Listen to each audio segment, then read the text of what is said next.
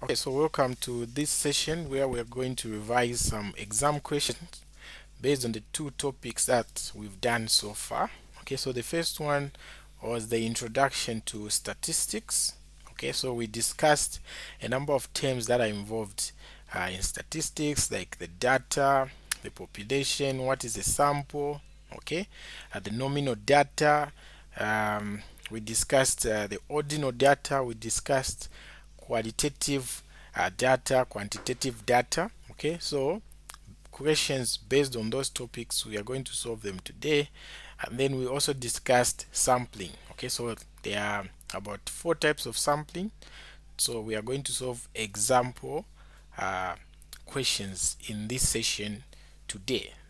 Okay, so if you don't understand anything, please just unmute your mic and then you can ask your question, and then I'll be able to help. Okay, so I've put together 5 questions in this revision package, okay, to just make us understand whatever we've been learning. Okay, right. So let's go to the first question here. Okay, so the first question is here. They are saying state whether each of the following is a sample or a population. Okay, so we said when we look at a sample, okay, then we are discussing the entire, okay, we are considering all the subjects that are under study. And then when we talk about the sample, we are just getting a portion of the population. Okay, so now let's choose among these A to F which one is a sample and which one is a population. So the first one, they're saying a group of youth taken from a town. Okay, so a group of youths taken from a town, is that a population or is it a sample? Anyone who can try? Is that a population or is it a sample? A group of youths taken from a town, is that the sample or a population?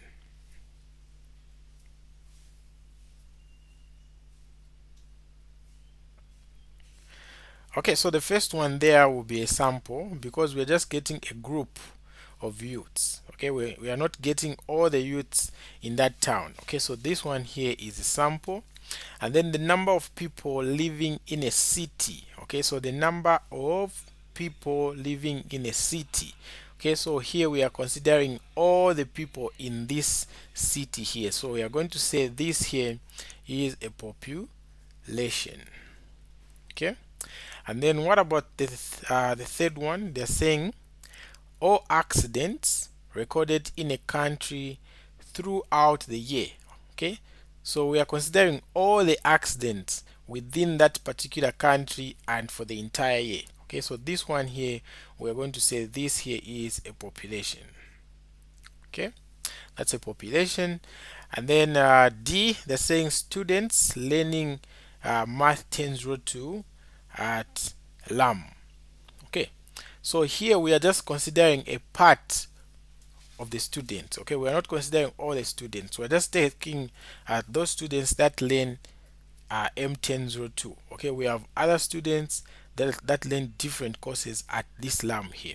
So this here will be a subset of all the students that are present at what LAM. So we are going to say that this here is just a sample. Okay, so this is a sample. Okay, we go to E. Okay, so E, they are saying the amount spent on midi meal taken from the whole salary there. Okay, so the amount that you're going to spend on your midi meal, okay, won't be your whole salary. Okay, so you're just getting a subset from your salary there. So it means this one here we are going to consider it as a sample. Okay, so this one here will be a sample. What about the last one? Okay, so the last one, they're saying the number of students at LAM here. Okay, so number of students at LAM. Okay, it doesn't matter if they are if they are students taking medicine, uh, or if it's another program. Okay, it doesn't matter. They're just saying the number of students at LAM. So we are considering all the students, okay, at LAM here. So we are going to say this here is a what? A population. Okay, so we are done with question 1. Any questions there before we proceed?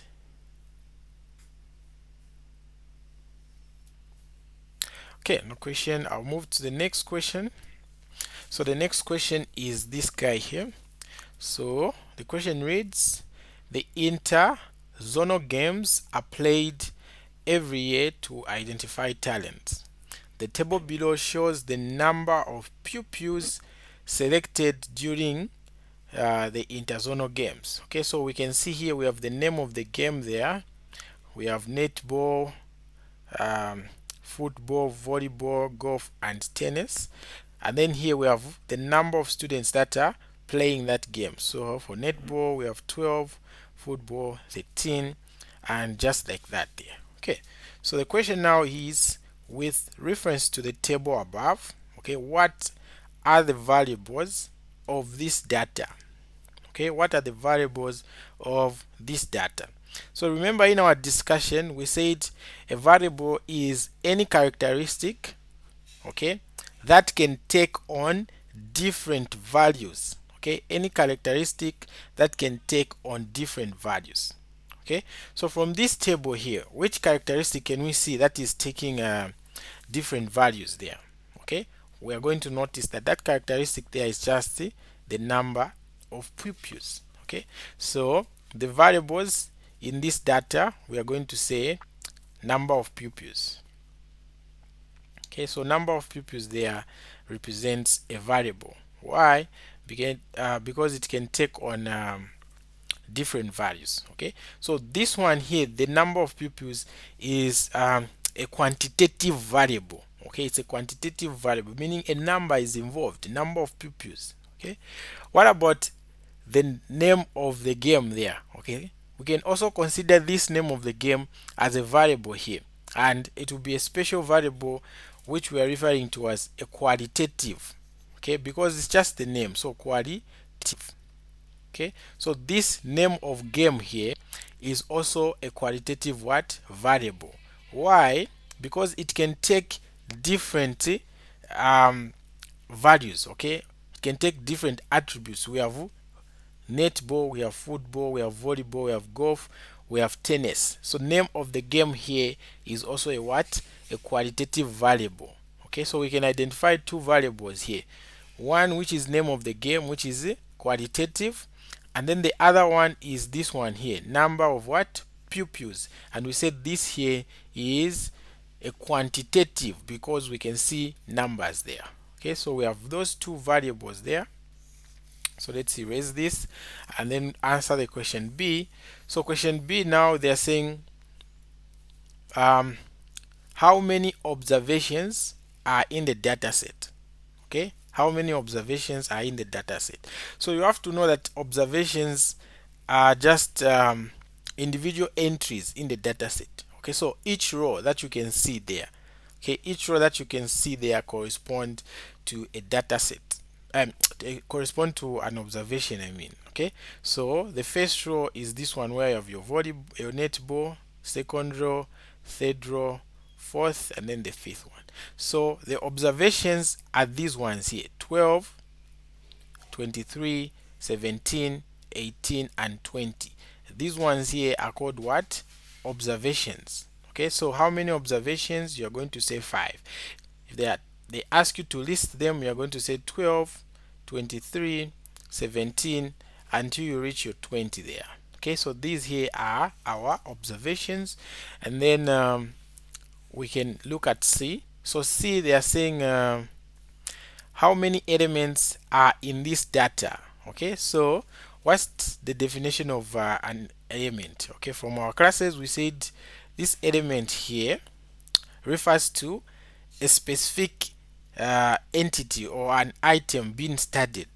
Okay, so in this case we are looking at the name of the game here. So this name of the game here will be that specific entity that's being studied. Okay, so how many elements are we going to have? Okay, we are going to have volleyball, we're going to have this is netball. We're going to have netball, football, volleyball, golf, and tennis. Okay, so how many elements? We are going to say 5.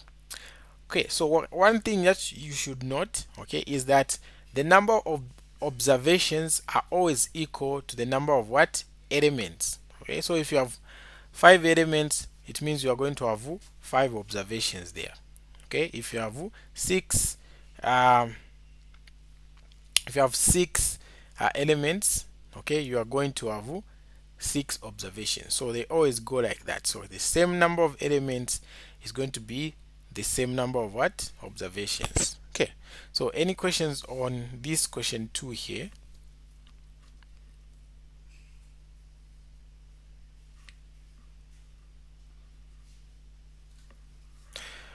Okay, so we go to question 3 now.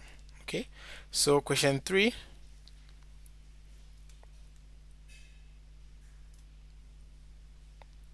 Okay, so question 3, they're saying classify the following data as discrete or what? Continuous variables. Okay, consider the following data as discrete or continuous what? Variables. Okay, so we said discrete is something that you can count. Okay, and then continuously you can't count it. Okay, so when we look at the height of a baby, okay, the height of a baby can take any value. Okay, so the baby can be maybe 1 point something is too much for a baby, right? So it can be maybe 0, okay, 0.5 maybe meters. Okay, it can be 0.49, it can be 0.37, it can be 0.54. Okay, so height can take any value. Okay, height can take any value. So we say this one here is a what? A continuous variable. So I'm just going to write C there because the height here can take any value. And then B, they're saying number of errors on a printed page. Okay, so if I have this page here that is printed, maybe I can write something there, write something there. Okay, and then let me represent the to my errors in yellow. Maybe I have an error there, error somewhere, error, like that. Okay, so these two my errors here, you can count them: 1, 2, 3, 4, 5, 6. Okay, so you can count them, the number of errors on a printed page. Okay, so since we can count those errors in whole numbers, okay, we are going to say this here will just be a what? A discrete. Okay, so that is a discrete variable there. And then the distance from home to school, that's a continuous random variable. Okay, because distance can take any value. Okay, so the distance from your home to your school can be 5 kilometers, it can be 5.1 kilometers, it can be 4.9 kilometers. Okay, so this distance here from home to school will actually be a continuous random variable. Okay, and then what about the number of days in a week? We can simply count them, that they are 7. So since we can count them, this is discrete. And then the number of days in a month, this is also what? Discrete. Your age, okay, so age, how can we consider age? Is it a continuous or it's a discrete? Anyone who can try? Is age a discrete or a continuous variable?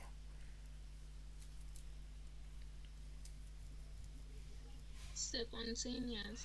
Exactly. Okay, so it's a continuous random variable because age, it changes every second. Okay, so you can be 17 years, zingati months, okay, 5 minutes, 6 seconds. Okay, so it can take any value, this age. Okay, but if you consider the general approach, the age is usually measured in years, right? Okay, so you can be 20 years old, 21. Okay, but if we follow it from the perspective of discrete or continuous, we are going to say that this age here is actually continuous. Okay, because it can take any value. All right, so we go to question 4 now. So question 4 is on the nominal and the ordinal. Okay, so they're saying state whether the following data are nominal or ordinal. Okay, so we said nominal. Okay, we said nominal has no order. Okay, it's something that it doesn't have any order. Okay, it's just used to categorize. Okay, and then ordinal shows order. Okay, so there is a hierarchy there that we consider. Okay, so if you mention something, it will be at a certain level in the hierarchy. Okay, so when we consider the name of the school, name of the school, is it nominal or ordinal? Okay, so name of the school has no order there. Okay, we can say St. Lawrence Primary School, we can say St. Lucas. Okay, that name of the school there will not show any hierarchy, okay, of the position where the school is. No. Okay, it will just be used to categorize that, okay, this is Apex, this is Murungushi, this is what and what. Okay, so the name of the school there will actually be a what? A nominal. Okay, this will be nominal data. And then the marital status of an individual is also nominal. Okay, it's just used to categorize that, okay, this one is married, this one is single. That's all. Okay, it doesn't show any order. Okay, it doesn't mean that when you are married then you'll be above those who are not married. No. Okay, and then the gender of the person is also nominal. Okay, it just shows us that, okay, this is male, this one is female. Okay, but it doesn't mean that the male is above the female. Right. What about the personal title at work? Okay, so this one here will be ordinal. The personal title at work will show order. Okay, so for example, we have the manager. Okay, so this manager here at work will be above some certain people. Okay, so maybe managers above, then we have supervisor. Okay, from the supervisor, we can have maybe the assistant. Okay, okay, so we see that in this way here we are showing what? Order. We are showing hierarchy. Okay, so the personal title at your work, you will show the position, okay, of um, where you are in that specific what? Company. Okay, so we have the head teacher, the vice, the deputy head teacher, we have senior teachers, just like that. Okay, so personal title at work is ordinal data because there is order there. It shows hierarchy. What about the colors of the house? Okay, colors of the house, this is nominal because to just show that, okay, that house there is pink, that one is blue, okay, that one is green, this one is yellow, that one is white, oh, that one is black. Okay, but it won't show any order there that the black one is above the white one. No. Okay, all right, so that's it on question number 4. Okay, so any questions here before we solve question number 5?